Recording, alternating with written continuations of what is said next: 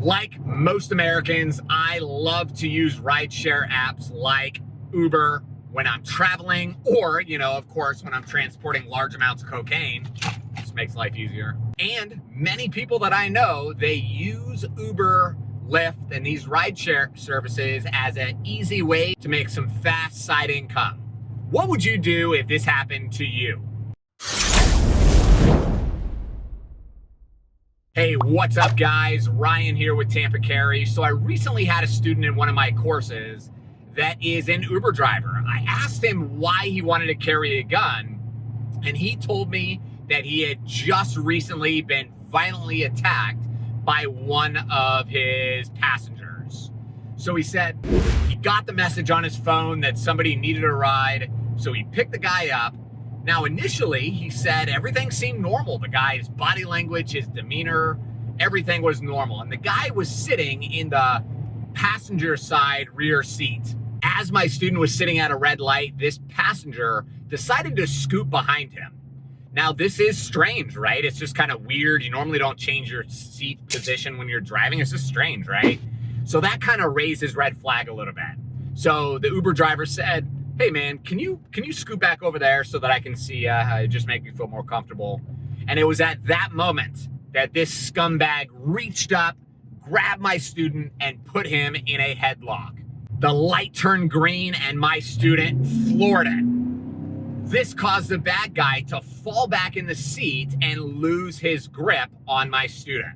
Then he very quickly turned into a parking lot and stopped very rapidly. He jumped out of the car, and the bad guy just jumped out of the vehicle and took off running through the parking lot. Let's ask ourselves the big questions.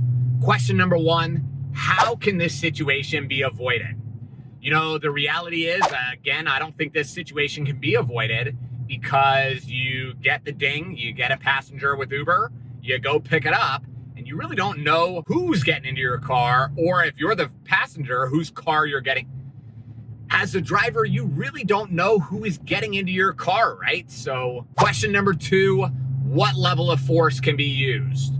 Now, obviously, you're sitting in your vehicle, you're at a red light when this scumbag decides to put you in a headlock. If you can reach around and somehow, do something, poke the dude in the eye, I don't know. I think physical force or violence would definitely be justifiable. Would it be okay to pull out a gun and shoot that person? I don't know. Let's see if this situation falls under the purview of the Florida Stand Your Ground law. So this is Florida Statute 776.012, subsection 2. A person is justified in using or threatening to use deadly force if he or she reasonably believes that such force is necessary to prevent imminent death, great bodily harm, or the imminent commission of a forcible felony. I think if somebody's choking me, I would believe that they were trying to kill me, or at least trying to get me to pass out, right? And I personally would believe that you were trying to kill me and that my use of deadly force would be necessary. But again, that's just my opinion. You got to make that decision for yourself. Is that use of deadly force necessary? It could be. Now, my student was able to get the bad guy to get off of him simply by flooring it and kind of get into that position of safety by pulling into a parking lot really rapidly. That was enough to make this bad guy kind of go away. And as I've said, probably 10,000 times, our goal is always to use as little force as necessary to stop the threat. And if that means maybe slamming on the brakes, flooring it, jerking the wheel really rapidly, maybe we can do things like that before we just pull out a gun. The danger of pulling out a gun like that and trying to shoot backwards is that it's very possible you're going to shoot yourself. Not to mention the fact that you've got so many other people in traffic at this red light, and you're responsible for where those bullets go. If you accidentally crank around and it goes through that back window and hits another driver, you might go to prison for that. And that sure really would suck, right?